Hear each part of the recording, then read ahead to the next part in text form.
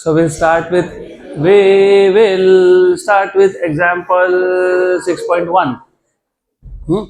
So first example of this chapter, a brass wire of length 4.5 meter, a brass wire of length 4.5 meter with cross sectional area of 3 into 10 raised to minus 5 meter square, and a copper wire of length 5 meter with cross sectional area of 4 into 10 raised to minus 5 meter square are stretched by the same load. The same elongation is produced in both the wires. Find the ratio of Young's modulus of brass and copper. तो जब आप question पढ़ते हो तो you need to identify कि क्या क्या parameter दिए हैं आपको. दो वायर है, एक है ब्रास वायर, उसको इसके आगे से वायर नंबर 1 बोलूंगा मैं. उसका लेंथ दिया है आपको 4.5 मतलब L1. सेकेंड वायर है कॉपर वायर, उसका लेंथ दिया है 5 मीटर दैट इज L2. पहले वायर का cross sectional area A1 3 into 10 raised to minus 5, दूसरे का A2 4 into 10 raised to minus 5 metre square. Of course they are stretched by the same load. तो दोनों cases में जो फोर्स है, जिसको तुम अप्लाइड फोर्स या डिफॉर्मिंग फोर्स बोलते हो, वो क्या है? सेम है. सेम इलांगेशन इज प्रोड्यूस्ड, मतलब दोनों में delta L change in length is same दोनों वायर के लिए. और आपको पूछा है what is the ratio of Young's modulus of brass to that of copper. तो let us just note down what are the given parameters. तो you have been given L1, you have been given A1, you have been given L2, A2. तो L1 की जो value है वो है 4.5 metre, 4.5. End of course क्योंकि brass wire को मैं 1 नाम दे रहा हूँ तो मैं पहले से ही यहाँ पे लिख देता हूँ कि ब्रास वायर को मैं इसके आगे से 1 से डिनोट करने वाला हूँ, और कॉपर वायर इसको मैं डिनोट करने वाला हूँ 2 से. तो A1 की जो वैल्यू है which is 3 into 10 raised to minus 5 metre square, और L2 है 5 मीटर, और A2 की जो वैल्यू है that is 4 into 10 raised to minus 5 metre square. That is what is given to you. साथ साथ में while reading the question we also identified कि लोड मतलब फोर्स दोनों पे सेम है. तो F1 इक्वल टू F2 मतलब in short force is constant, मैं ऐसा बोल सकता हूँ. And elongation is also same, मतलब delta L1 equal to delta L2 मतलब equal to delta L is also constant. And they are asking you to find out ratio of Young's modulus of copper wire to that of brass wire, मतलब y1 by y2 पूछा है आपको. Then to solve this question you need the formula of Young's modulus, क्योंकि Young's modulus का ratio पूछा है तो चाहिए. क्या था फॉर्मूला याद है? Stress upon strain. What is stress? F by and upon strain delta L by L. L गया ऊपर. तो अब इसमें क्या क्या कांस्टेंट है पहले वो हम लोग मार्क डाउन कर लेंगे. F and delta L are constants. Okay, तो ये दोनों कांस्टेंट है, इसका मतलब Young's modulus is proportional to L by A because F and delta L are constants. Okay, तो बन गया फॉर्मूला. तो सॉल्यूशन इज सिंपल. तो you will have of course y1 by y2, y1 by y2 equals to L1 by A1. Directly proportional किसको था? Length को. Inverse किसको था? एरिया को. तो L2 और यहाँ पे A2. What is L1? 4.5 और कितना है? 5. What is A2? A2 is 4 into 10 raised to minus 5 and how much is this? 3 into 10 raised to minus 5. तो कैंसल और कैंसल, 45 by 50 मतलब 9 और 10. Good, sure 1 and 3. तो कितना आ गया ये? 12 by 10 मतलब कितना? 1.2 या तो 6 by 5. तो 6 by 5 है 1.2. Done. Next question, example 6.2.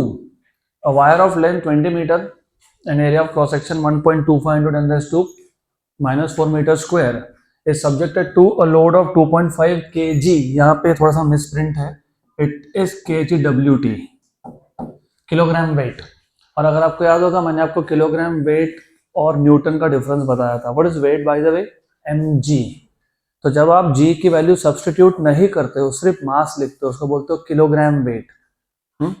For example तुम्हारा खुद का वेट जब तुम मेजर करते हो तो बोलते हो 50 है, 55 है. You are actually saying your weight is 55 kilogram weight. और उन्होंने देखो अच्छे से तुमको बता भी दिया कि 1 किलोग्राम वेट का कन्वर्जन कितना है? 9.8 newton. The elongation produce in the wire, मतलब डेल्टा एल की वैल्यू कितनी दे दी, 1 × 10⁻⁴ metre. Calculate Young's modulus of material of wire. तो बहुत ही सिंपल सा क्वेश्चन है। गिवन पैरामीटर्स में जो लेंथ ऑफ द वायर है it is 20 metre, area of cross section आपको दिया हुआ है 1.25 × 10⁻⁴ मीटर स्क्वायर। देन लोड मतलब फोर्स मतलब mg, वो कितना दिया हुआ है आपको 2.5 kgWT, एंड kgWT को कन्वर्ट करना है न्यूटन में, तो क्या करेंगे, मल्टीप्लाई में क्या करेंगे 9.8 न्यूटन। उसको ऐसे रखता हूँ, I will not multiply this, बाद में देखेंगे। देन इलांगेशन प्रोड्यूस्ड मतलब डेल्टा एल 1 × 10⁻⁴ मतलब 10⁻⁴ metre, and you are suppose to find out Young's modulus of material of wire. Why पूछा है आपको, calculate Young's modulus of the material. Simple simple. अभी अभी हमने देखा था कि यंग्स मॉड्यूलस का फॉर्मूला क्या होता है, F/A, ये डेल्टा एल और एल जाएगा ऊपर। हो गया, डन। सिर्फ आपको यहाँ पे वैल्यू सब्स्टिट्यूट करनी है और कैलकुलेशन करना है। फोर्स कितना है तुम्हारे पास 2.5 × 9.8, ये फोर्स की वैल्यू है। What is the length of the wire given to you 20। What is area of cross section 1.25 into how much 10⁻⁴, and what is change in length 10⁻⁴. Okay, simple simple. देखो ऐसा है 1 and 2, good. Then ये 10⁻⁻8 ऊपर जाके +8, ऊपर जाके +8, तो y equal to 10⁻+8 तो पहले से लिख देता हूं मैं। ये 20 का 10 इसको दे दो, कितना हो गया 98। 98 इंटू 2 × 2 4, 98 4 100 4 400। हमको 98 करना था, हमने 2 को 4 बार एक्स्ट्रा गिना, तो 400 में से 8 निकाल लो, 392। कितना 392 इंटू 10⁸, तो इसका मतलब 3.92 into 10⁻10 newton per metre square. Done. So next question, a metal cube of side 1 meter is subjected to a force. The force acts normally on the whole surface of the cube.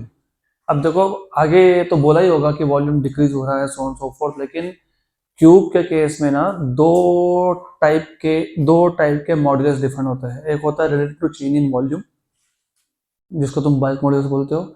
एक होता है related to change in shape, जिसको तुम बोलते हो modulus of rigidity. अगर normal बोला है फोर्स, नॉर्मल फोर्स मतलब हर सरफेस पे परपेंडिकुलर, तो उसके इसमें वॉल्यूम ही चेंज होता है। और रिमेंबर, जब वॉल्यूम चेंज हो रहा है तो तुम नॉर्मल फोर्स हर एक फेस को लगा रहे हो क्यूब की। और when you are talking about change in shape, तो क्यूब का एक सरफेस फिक्स करते हो और उसके अपोजिट सरफेस पे टेंजेंशियल फोर्स लगाते हो। कौन सा? टेंजेंशियल। तो जैसे ही क्वेश्चन में द फोर्स एक्ट्स नॉर्मली, ऐसा वर्ड भी तुमने देख लिया, मतलब it has to do something with bulk modulus. तो देखो आगे बोला होगा, the force acts normally on the whole surface of the cube and its volume changes by 1.5 × 10⁻⁻5 meter cube. The bulk modulus of the metal is 6.6 × 10⁻10. Calculate the change in pressure. Simple सा question है। सबसे पहले they have told you a metal cube of side, तो length of one side is 1 meter, तो what is the volume? L cube। L cube होगा ना, क्योंकि what is volume of a cube? Side cube, तो side length 1 है तो 1 cube. The force acts normally on the cube and its volume changes by, मतलब dv या delta v। कितना है dv का value? 1.5 × 10⁻⁵ metre cube. The bulk modulus मतलब beta या फिर k, it is 6.6 × 10⁻10 newton per metre square. Calculate the change in pressure. Calculate the change in pressure, मतलब dp। तो do you remember what is the formula of bulk modulus? Yes, no, yes, yes. Beta was, if you remember, dp upon dv by v, dv by v, ऐसा था ना, फिर ये v को हम ऊपर लिखते हैं, हाँ माइनस साइन के साथ आता है मुझे पता है, उस केस में वॉल्यूम डिक्रीज होता है, लेकिन मैं यहाँ पे सिर्फ मैग्नीट्यूड की बात कर रहा हूँ तो ऐसा ही लिखूंगा मैं। तो therefore dp equals to beta dv by v, सिर्फ इसको यहाँ शिफ्ट कर दिया तो बन गया formula. So therefore dp equal to beta, beta की वैल्यू कितनी दी हुई है 6.6 इंटू 10⁻10, dv कितना है 1.5 इंटू 10⁻⁻5, और वॉल्यूम कितना है, वॉल्यूम इज 1 सिंपल सिंपल। तो अभी सिर्फ आपको करना है यहाँ पे कैलकुलेशन, ये 10⁻10 और -5 तो 10⁻+5। देखो ये 6.6 into 1 is 6.6, what is 6.6 into 0.5, half of 6.6 3.3, 6.6 और 3.3 कितना हो गया 9.9, तो आ गया answer 9.9 10⁻5 Newton per metre square या फिर पास्कल। डन। अगला question, calculate the modulus of rigidity of a metal if a metal cube of side 40 centimeter is subjected to a shearing force or tangential force, a force which is responsible to change the shape of a body, और ये shearing force कितना है 2000 Newton. The upper surface is displaced through 0.5 centimeter, तो जो displacement हुआ मैं diagram draw करके बता देता हूँ एक बार वापस, लेकिन you have to now remember, इसको हमने डेल्टा एल बोला था 0.5 centimetre with respect to bottom. Calculate the modulus of rigidity of the metal. तो इफ यू रिमेंबर, अगर नहीं याद होगा तो you have one more chance to understand the concept, और बहुत सिंपल सा कॉन्सेप्ट है ये। हमारे पास था एक क्यूब, तो we have a cube, we have a cube, और ये जो क्यूब है अगर आपको याद होगा तो इस क्यूब का जो बॉटम है, जो बेस है, वो हमने कर दिया था फिक्स, तो इसका बेस हमने कर दिया था फिक्स, तो we are fixing this base, और फिर हमने ऊपर के सरफेस पे लगा दिया था टेंजेंशियल फोर्स, जिसको शेयरिंग फोर्स भी बोलते हैं। तो we apply a tangential force here, and because of the tangential force ये जो क्यूब है इसका बेस छोड़ के बाकी सारे के सारे लेयर्स होते हैं shift, and the shape changes to parallelepiped. तो जो क्यूब था वो बन जाता है पैरेललोपिपेड, तो समथिंग लाइक दैट, तो ऐसा हुआ। This is what you get. And then अगर आपको याद होगा ये जो डिस्प्लेसमेंट ऑफ लेयर है इसको हमने क्या हुआ था डेल्टा एल, और इसको हमने क्या हुआ था एल, और इसको क्या हुआ था थीटा। गुड, तो ये याद होना जरूरी है। अब जो क्वेश्चन में हमको डेटा दिया है उसके हिसाब से अकॉर्डिंग टू द क्वेश्चन जो शेयरिंग फोर्स है, मतलब जो टेंजेंशियल फोर्स है, उसकी वैल्यू कितनी है 2000 newton. As per the question given to you the value of the shearing force tangential force is 2000 newton, और ये जो मेटल क्यूब है इसका साइड लेंथ कितना है 40 सेंटीमीटर, तो capital L is 40 centimeter which is 0.4 meter, and the change in length displacement is 0.5 centimeter, मतलब basically 5 into 10⁻³ metre, centimetre का मीटर में कन्वर्जन करके 10⁻², और ये पॉइंट भी हटा जाए तो -3, अभी पॉइंट हटा ही रहा तो इसका भी हटा देता हूँ, फिर इट इज 4 इंटू 10⁻⁻1 मीटर। देन आपको पूछा है what is modulus of rigidity, मतलब ईटा। तो do you remember what is the formula of eta? भूल गए tangential force upon area into shearing strain. What is shearing strain? Tan theta. What is tan theta? Opposite side upon adjacent side. तो delta L by L, तो कितना delta L by L।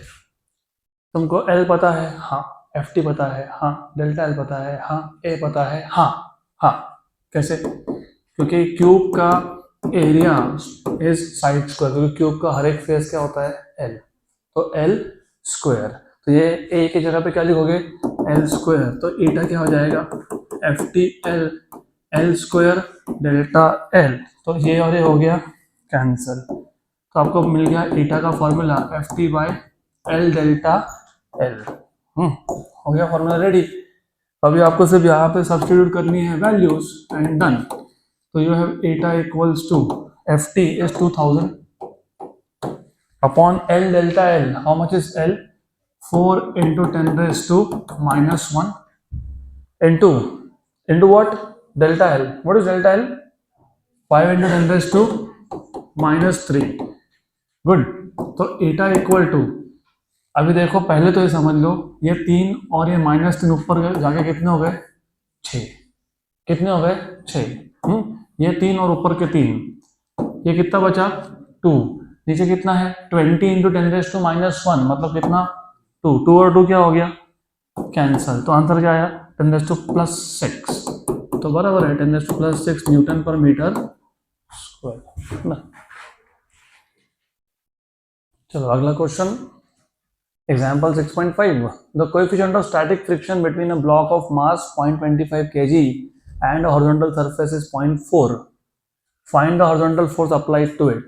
तो हमारे पास एक horizontal surface है जिसपे एक block है, और अगर आपको याद होगा फ्रिक्शन का तो हमने कल ही पार्ट कंप्लीट किया था, you have a horizontal surface जिसपे क्या है ब्लॉक है, हम उस ब्लॉक पे फोर्स लगा रहे हैं लेकिन the block is not moving, क्यों, because the applied force is unable to overcome frictional force, और क्योंकि ये जो ब्लॉक है अभी तक वो मूव नहीं हुआ, इसलिए इसको बोलते हो फोर्स ऑफ स्टैटिक फ्रिक्शन। क्या बोलते हो, फोर्स ऑफ स्टैटिक फ्रिक्शन। फिर इफ यू रिमेंबर, ये force of static friction is directly proportional to normal reaction, याद है क्या, और वो जो प्रोपोर्शनलिटी कांस्टेंट तुम लिखते हो उसका नाम क्या था, coefficient of static friction, exactly वो आपको वैल्यू दिया है कितना 0.4, कितना 0.4, और जो ब्लॉक है उसका मास कितना है 0.25 kg, और आपसे पूछा क्या है horizontal force applied to it. And you should also remember, वहां पे एक स्टेटमेंट लिखा था मैंने, जानबूझ के बोला था मैंने कि याद रखो static friction is the force of friction which balances the applied force, which balances,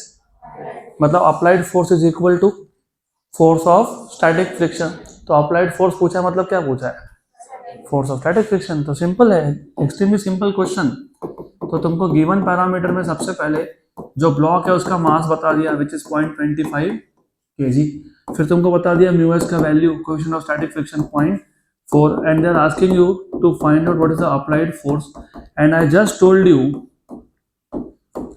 कि जो ये applied force है, this applied force, remember this applied force is equal to force of static friction, and force of static friction is equals to mu times of normal reaction।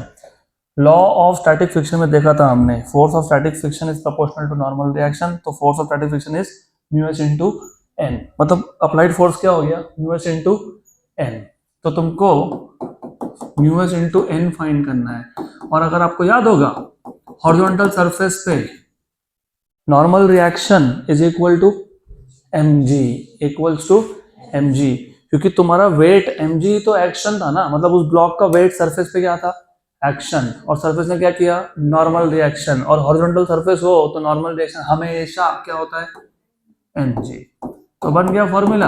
अब इसे value substitute करो, what is mu S 0.4, how much is this 0.25, how much is G 9.8। अब एक minute सबका ध्यान है यहाँ पे, सबका ये पॉइंट को फिलहाल भूल जाओ, और इसके बाद 2 नंबर याद रखना, इसको भी भूल जाओ, इसके बाद 1 नंबर है तो 10⁻³ कितना 25 4 द 100, 100 मतलब 10⁻² और 10⁻³ मतलब 10⁻1, और वो 9.8 तो 0.98 न्यूटन, खत्म हो गया।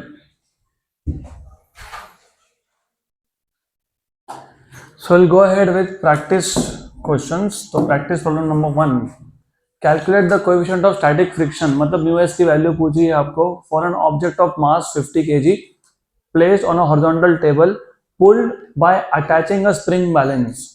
बताता हूँ इसका मतलब क्या है। The force has increased gradually, it is observed that the object just moves when the spring balance shows 50 Newton. तो पहले क्वेश्चन समझ लो, बहुत सिंपल सा क्वेश्चन है, सिर्फ घुमा घुमा के आपको क्वेश्चन पूछा है। ये एक हॉरिजॉन्टल सरफेस है, इस हॉरिजॉन्टल सरफेस पे एक ब्लॉक है, इस ब्लॉक का मास 50 kg है, इस ब्लॉक को हमने एक स्प्रिंग बैलेंस कनेक्ट किया। अब स्प्रिंग बैलेंस क्या है पता होना चाहिए। स्प्रिंग बैलेंस बेसिकली ये एक वेट मेजरिंग डिवाइस होता है। वेट मतलब फोर्स, तो वो फोर्स ही मेजर करता है। तो spring balance is nothing but a weight measuring device. इसके अंदर एक स्प्रिंग होता है जो हमको वेट का वैल्यू बताता है, फोर्स का वैल्यू बताता है। तो इसके अंदर एक स्प्रिंग होता है। अब तुमने इस ब्लॉक को स्प्रिंग बैलेंस के थ्रू पुल करने की कोशिश की और तुम तब तक फोर्स बढ़ाते गए। देखो वर्ड्स आर इंपॉर्टेंट। जब तक ये ऑब्जेक्ट क्या नहीं हुआ, जस्ट, यू रिमेंबर जस्ट का एक सिग्निफिकेंस था। स्टैटिक फ्रिक्शन का मैक्सिमम वैल्यू जिसको तुम बोलते हो लिमिटिंग फ्रिक्शन, और वो लिमिटिंग फ्रिक्शन में ऑब्जेक्ट जस्ट मूव होता है। क्या होता है? तो जस्ट बोला है मतलब ये जो 50 न्यूटन जो स्प्रिंग बैलेंस का रीडिंग है, मैंने अभी बोला स्प्रिंग बैलेंस क्या बताता है? फोर्स। तो जो स्प्रिंग बैलेंस का रीडिंग है कितना है, तो इस रीडिंग पे, इस फोर्स की वैल्यू पे ऑब्जेक्ट क्या हुआ? Just move. मतलब ये किसका वैल्यू हो गया? Limiting friction. किसका? Limiting friction. तो आपको force of limiting friction is static friction का मैक्सिमम वैल्यू। वो कितना दिया हुआ है? 50 न्यूटन। और जो मास है ब्लॉक का वो कितना दिया हुआ है? 50 kg। Good good, that's it, this is what is given to you. और आपको पूछा क्या है? Coefficient of static friction. तो फिर वही फॉर्मूला है सबका सब, वही फॉर्मूला। कौन सा वही formula? Force of limiting friction is mu S into N. N मतलब mg। ओके, तो म्यू एस का फॉर्मूला क्या बन गया? FL by mg। तो simple mu S equals to FL की वैल्यू कितनी है? 50। ये कितनी है? 50। और g की वैल्यू 9.8। अब जस्ट अ मिनट, एक मिनट ध्यान दो। 9.8 को टेम्परली 10 ले लो। कितना ले लो? 10। तो 50-50 कैंसिल हो गया। 1/10 है 0.1। और अगर मैं 9.8 लेता हूं तो 0.102 है। क्या इसका आंसर? है ना? डन। चलो अगला question, question number 2। Block of mass 37 kg rest on a rough horizontal plane having coefficient of static friction 0.3. Find out the least force required to just move मतलब कौन? Limiting friction. To just move the block horizontally. Okay, simple सा question है ये, तो बहुत ही simple है। How much is the mass of the block? 37. What is the value of static friction? Coefficient of static friction 0.3. Okay, good. What are we supposed to find out?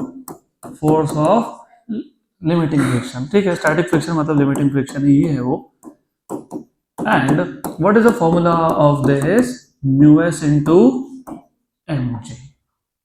Good. Done. तो you have force of limiting friction as mu s mg. mu s की value 0.3, इसकी value 37, इसकी value 9.8। तो अभी इसको कैसे calculate करें? बस सिंपल है। What is 93? 300 में से 6 माइनस कर लो ना, 294। डेसिमल एडजस्ट कर लो तो 9.8 इंटू 0.3 2.94। कितना? 2.94 इंटू 37, 108.8। कैसे कैसे?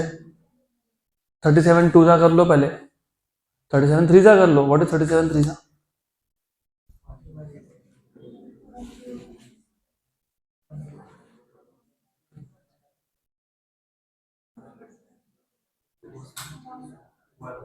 111। 111। उसमें से 37 इंटू 0.6 माइनस करना पड़ेगा, 0.06। तो वो सब कैलकुलेट करके आ जाएगा आपका 108.8। आता ही है उतना। Next question, question number 3। A body of mass 37 kg, वापस 37 kg। A body of mass 37 kg rests on a rough surface, horizontal surface. The minimum horizontal force required to just start the motion is 68.5 newton. मतलब किसकी value है ये? Limiting friction.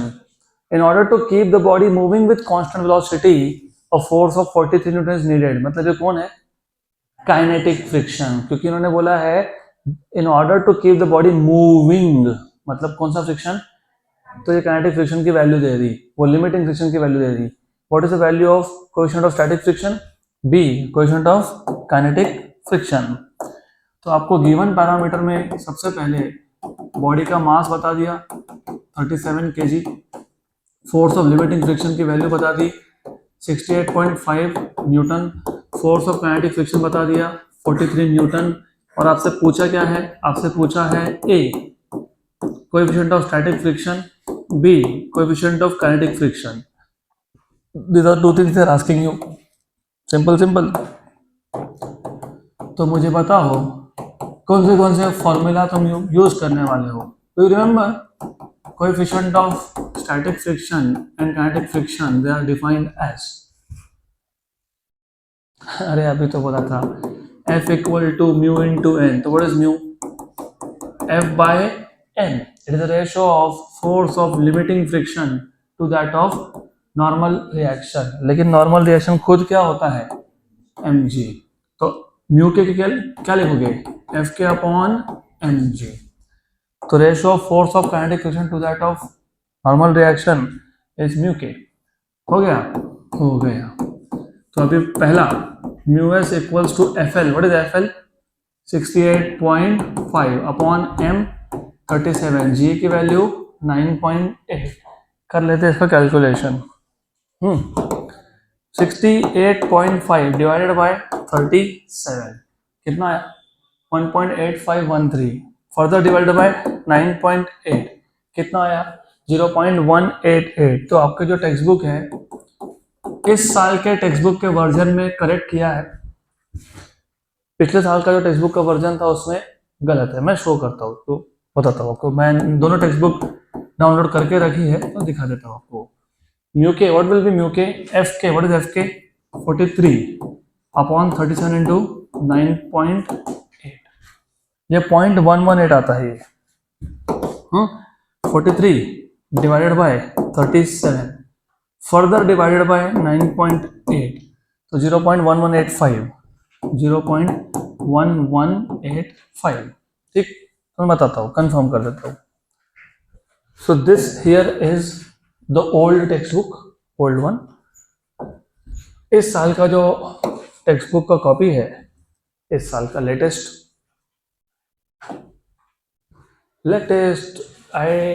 when did I download this? Not this one. एक minute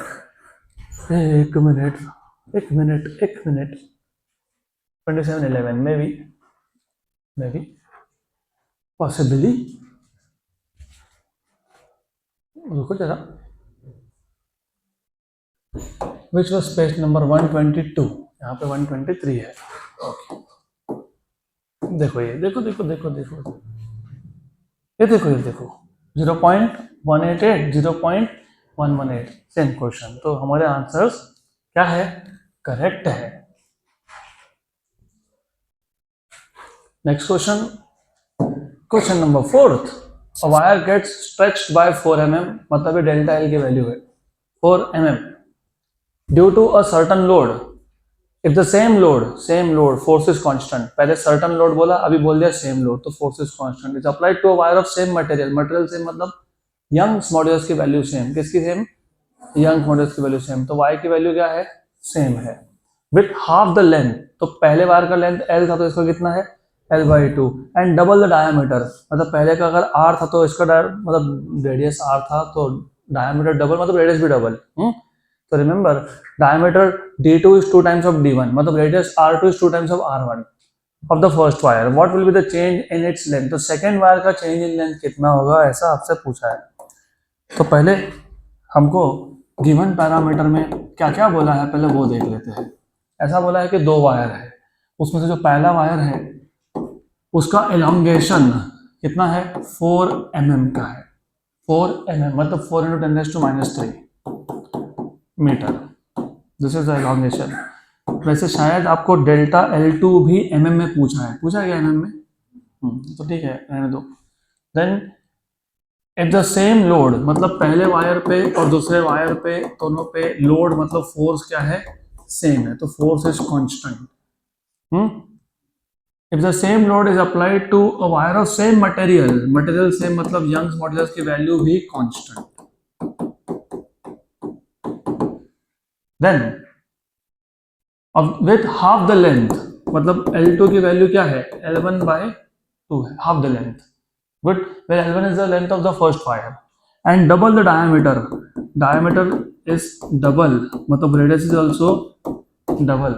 मतलब area is 4 times. क्यों 4 times? What is area? What is area of cross section? Pi r square होता है कि नहीं? हाँ, तो फिर तो A proportional to r square हुआ कि नहीं? हाँ, तो A2/A1 ये R2/R1 हुआ कि नहीं? हाँ, तो A2/A1 what is R2? 2R, और ये कितना R, तो एरिया 4 टाइम हुआ कि नहीं? हाँ, तो मैंने भी तो 4 टाइम हुआ था ना आपको, तो रेशियो आ गया 4. What will be the change in its length? What will be the change in the length of the second wire? So we are supposed to find out what is delta L2. ये पूछा है आपसे. तो जरा बताओ, how will you solve this question? तो एक काम करो, चलो मैं बता देता हूँ. सिर्फ मुझे यंग्स मॉडुलस का फॉर्मूला बता दो, F/A डेल्टा L/L. अब इसमें फोर्स क्या है, y क्या है, कांस्टेंट. तो ये और ये क्या है, कांस्टेंट. क्या है ये, कांस्टेंट. पक्का पक्का. विच मीन्स, इसका मतलब ये हुआ कि A delta L is proportional to L. हाँ कि ना? तुमको फाइंड क्या करना है वो पहले बताओ. डेल्टा L, तो मैं ऐसा लिखता हूँ, delta L is proportional to L/A. Good. तो delta L2 by delta L1 proportional किसको था, L को, और इनवर्स A. तो L1 और यहाँ पे A1, L2 और यहाँ पे A2. बराबर नहीं? अच्छा, वेरी गुड. अब थोड़ा मैं कंफ्यूज करूंगा आपको. अब बराबर क्या, हाँ, अभी भी नहीं बोलो, कैसे चलेगा नहीं बोलोगे तो. प्रोपोर्शनल टू है कि नहीं, इनवर्स ए के साथ है कि नहीं. तो इधर 2 लिखा है तो ऊपर क्या लिखेंगे, 2, और नीचे क्या लिखेंगे, हाँ 1. और रिलेशन इनवर्स है क्या, अभी ठीक है क्या, पक्का पक्का. What is L2? 2 times of L1 की L1/2, L1/2. तो व्हाट इज L2/L1? 1/2. पक्का पक्का. What is A1/A2? 1/4. कितना, 1/4. तो कितना हो गया, 1/8. पक्का हो गया ना ऐसा, यस और नो? Yes yes. तो what is delta L2? What is delta L2? Is it delta L1/8? was it 4 mm? was it 4 mm? yes. तो इट इज 1/2, मतलब कितना, 0.5 mm. देखो आंसर क्या है, 0.5. चलो अगला question. Calculate the work done in stretching a steel wire of length 2 metre and cross sectional area 0.0225 mm square when a load of 100 Newton is slowly applied to its free end. Young's modulus of steel is 2 × 10⁻11 Newton per meter square. तो आपको given parameters में सबसे पहले बता दिया है what is the length of the wire, 2 metre. फिर आपको बोला है area of cross section which is 0.0225 mm square. इस पे ध्यान देना, mm स्क्वायर पे, नहीं तो गलती हो जाएगी. सबसे पहले ये जो 0.0225 है इसको मैं 2.25 × 10⁻⁻² लिख लेता हूँ.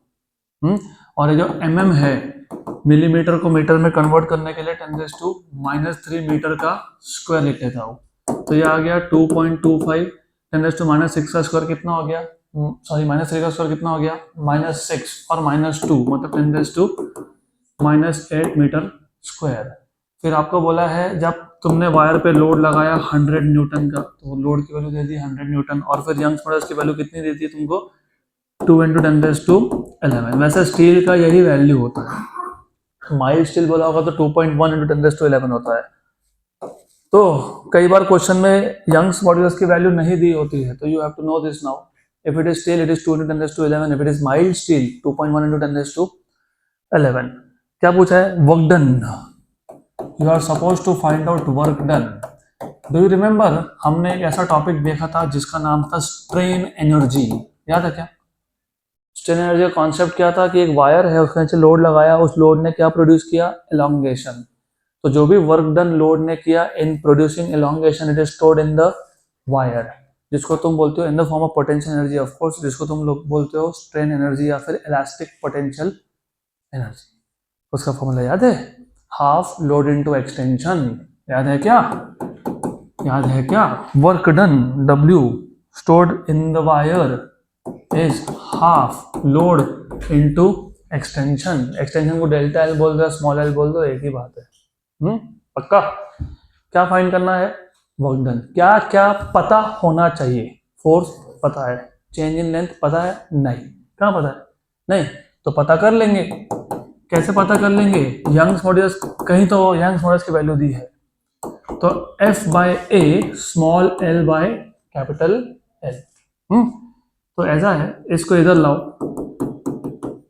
और y को उधर ले जाओ, फिर ये इक्वेशन नंबर 1 और 2 से, therefore from equation number 1 and equation number 2 ये उधर सब्स्टिट्यूट कर दो। तो therefore work done equals to half load into extension. What is extension? FL by AY. So therefore what is the formula of work done? Half F square L by AY. क्या चाहिए? Work done. क्या क्या पता होना चाहिए? F पता है, yes. L पता है, yes. Y पता है, yes. A पता है, yes. तो अभी हम लोग ये फॉर्मूला यूज कर सकते हैं। How much is load? 100 मतलब 10⁻², उसका स्क्वायर 10⁻⁴, तो 10⁻² था लोड, उसका स्क्वायर। लेंथ 2 मीटर था शायद, yes. Area of cross section 2.25 × 10⁻⁻8। और यंग्स मॉड्यूलस कितना है? 2 × 10⁻11। ओके, अब देखो, पहले तो इनको कर दो कैंसल। कर दिया cancel? Very good. How much is this?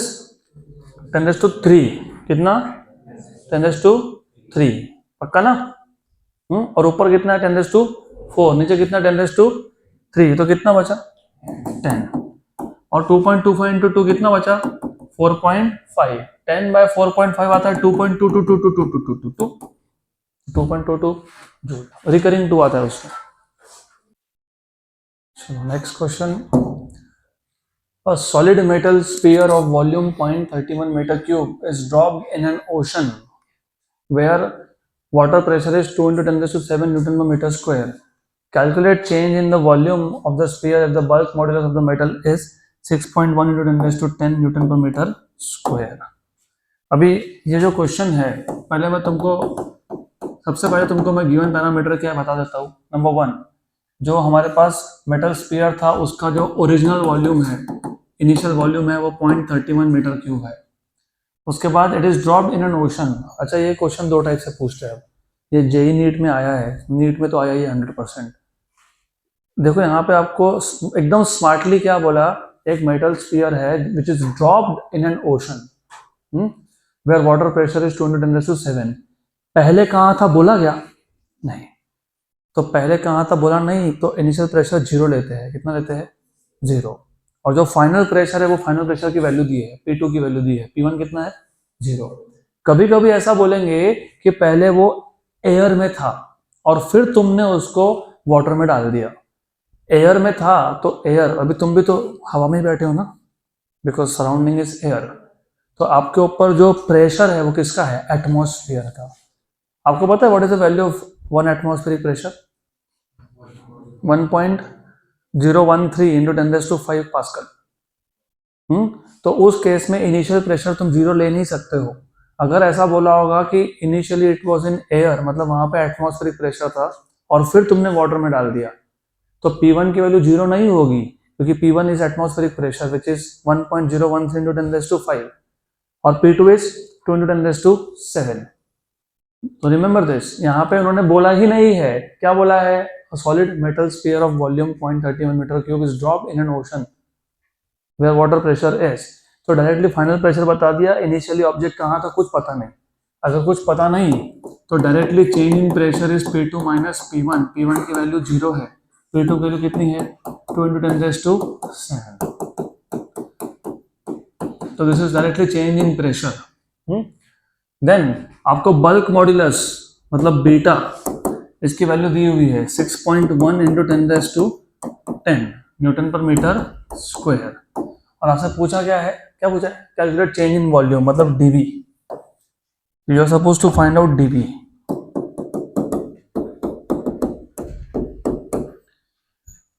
बताओ बताओ बताओ कौन सा फॉर्मूला यूज करोगे? बल्क मॉड्यूलस का फॉर्मूला यूज करोगे। What is bulk modulus? Beta equal to क्या, dp by dv by v। तो v गया ऊपर, तो देयरफॉर dv इक्वल्स टू क्या, v dp बाय बीटा। तो therefore dv equals to v which is 0.31 into dp which is 2 into 10⁷ upon beta. What is the value of beta?